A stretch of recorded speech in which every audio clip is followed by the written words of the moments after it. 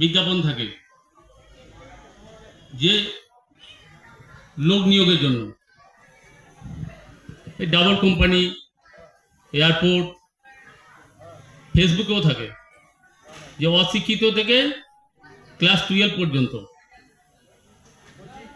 Class 4 পর্যন্ত supervisor বা guard 10,000 থেকে 12,000 মাইনে, ক্লাস 12 হচ্ছে সুপারভাইজার 14,000 থেকে 16,000 মাইনে, তারপর একটা ফোন নাম্বার। এইগুলোতে কিন্তু কেউ প্রভাবিত হবে না, সব ফ্রড। সেই ফোন নাম্বারে যাবে, ইন্টারভিউ হবে, ইন্টারভিউয়ে যে যাবে সেই পাস করবে।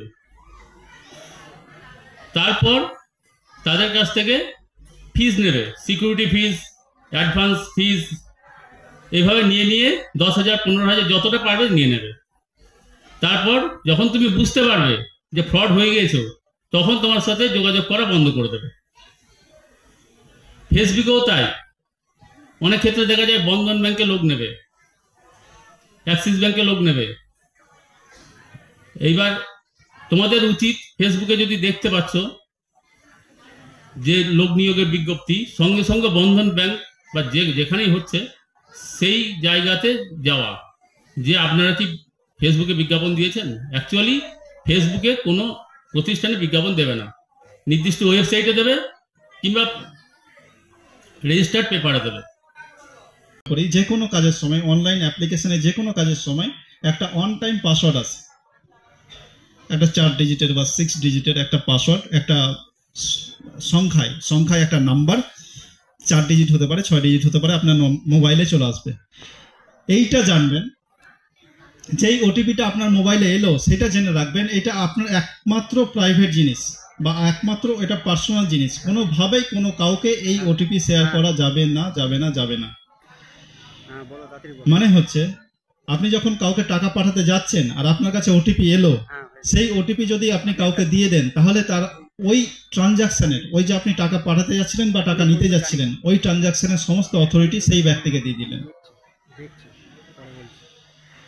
ওটিপি দিয়ে দেওয়া মানে এটাও হতে পারে আপনি অনলাইন ব্যাংকিং ইউজই করেন না, আপনার নেট ব্যাংকিং নেই, আপনি ব্যাংকে যান, টাকা ওখান থেকে ক্যাশে তোলেন, ক্যাশে লেনদেন করেন, কখন আপনি ইন্টারনেট ব্যাংকিং ইউজ করেন না। হঠাৎ করে একটা ওটিপি এলো, আপনাকে ফোন করলো, আপনাকে বললো যে আপনার ইলেকট্রিক বিলটা পেমেন্ট হয়নি, এই ওটিপিটা দিলে আমরা চেক করে দেখতে পারি যে আপনার ইলেকট্রিক বিলে কি গন্ডগোল আছে। আপনি ভাবলেন ইলেকট্রিক অফিস থেকে ফোন করেছে, সত্যি হয়তো হতে পারে। বললেন কি করতে হবে, বললেন যে ওই যে আপনার SMS এ একটা ওটিপি গেছে, দেখুন ওটা দিলে আমরা দেখতে পাবো। তখন সাথে সাথে আপনি ওটিপিটা দিয়ে দিলেন, আর এই যেই মাত্র ওটিপিটা দিলেন, দেখলেন আপনার ব্যাংক অ্যাকাউন্ট থেকে সাথে সাথে 20,000 টাকা, 30,000 টাকা, 40,000 টাকা করে কাটতে শুরু করলো। এটা হলোটা কি হলো? এইখানে আপনি যখন ওই ওটিপিটা দিয়ে দিলেন, হয়তো যে ব্যক্তি আপনার সাথে এই প্রতারণা করার চেষ্টা করছিল, সে আপনার নেট ব্যাংকিং এর অ্যাক্সেসটা নিয়ে নিল এবং ইন্টারনেট ব্যাংকিংটা অন করে আপনার টাকাগুলো পুরো অ্যাকাউন্ট থেকে নিয়ে নিল। তাহলে এই নেট ব্যাংকিং এর না, এই ওটিপিটা কত গুরুত্বপূর্ণ জিনিস আমরা বুঝতে পারছি।